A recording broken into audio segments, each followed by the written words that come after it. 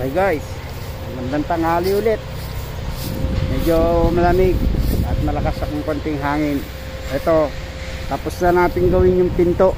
Isa na lang ang kailangan natin kapitan. Ito. Ayan. Nilagyan ko na ng screen guys. Ito yung sinasabi ko sa inyo na sa harapan lang sa pintuan lang siya may bintana. Ayan, ganyan. Tapos ganun sa kabila.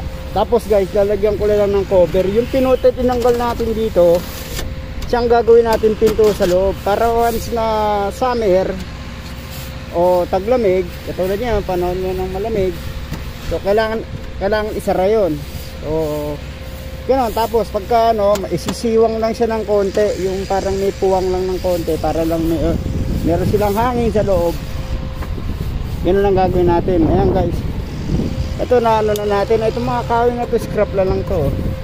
Kaya ginawa ko lang ng pang trim. So ayan guys, kung nakikita nyo, ganun siya kaya ako nilagyan ng ganito guys, kasi itong bisagra natin guys mahaba, saka itong plywood natin manipis lang. So kailangan ko lagyan ng pampatigas para maganda kapit ng bisagra, hindi siya luluwag kagad. Ganon din sa kabila, ganon din ang ginawa ko. Ngayon guys, medyo maingay, may nagpuputol ng puno doon. Nililinis sila yung gilid ng kalsada. Tingnan natin guys. Ayan nga guys, nililinis sila yung gilid ng kalsada. Mga puno nasa tabing kalsada at pinututong nila. Ayun. Nagtabas sila ng konting mga puno-puno. Ayan sila guys, ganyan dito, nililinis sila. Nag-cut sila ng kanilang sa tabi ng kalsada lang. Ayun, katulad doon, yung mga punong bumabaksak, kinukuha na nila. Ayan guys, tapos na sila. Okay, balik na tayo doon. Ayan guys, balik na tayo rito sa ginagawa natin. Tapos na rin sila namang magputol Oo. Kahapon guys, maganda ang panahon. Hindi malamig, hindi siya pero ngayon, mahangin na, malamig pa.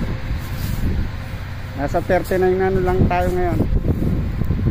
Kaya ito guys, tutuloy na natin gawin to.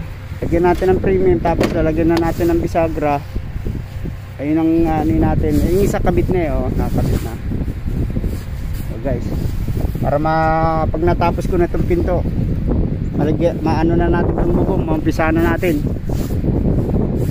Tama-tama pagdating ng ng weekend, meron na akong makakatulong na buhatin yung kulungan doon, dadalhin dito.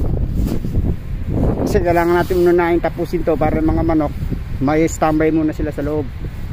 Kailangan nilang makulong muna ng ilang araw bago sila makalaya ulit. Kasi lalagyan pa natin ng paints paligid niyan, tapos lalagyan pa tayong pinto, lagyan pa natin pinto.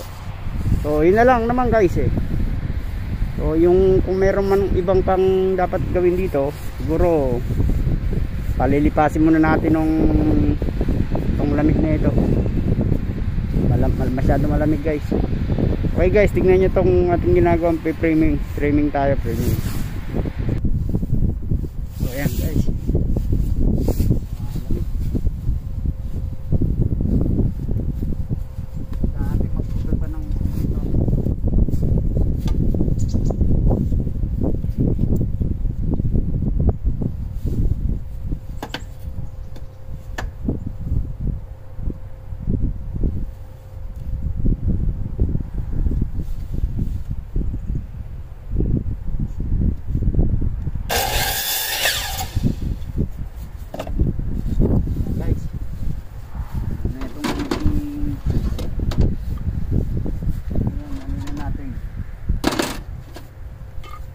natin ng 45 degree.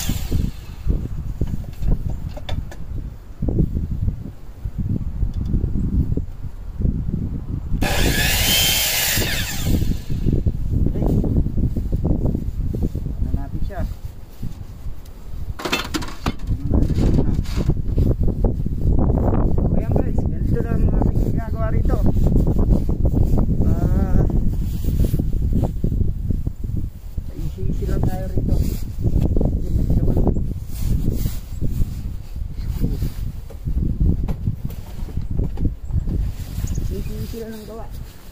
Hindi naman madali ang takto.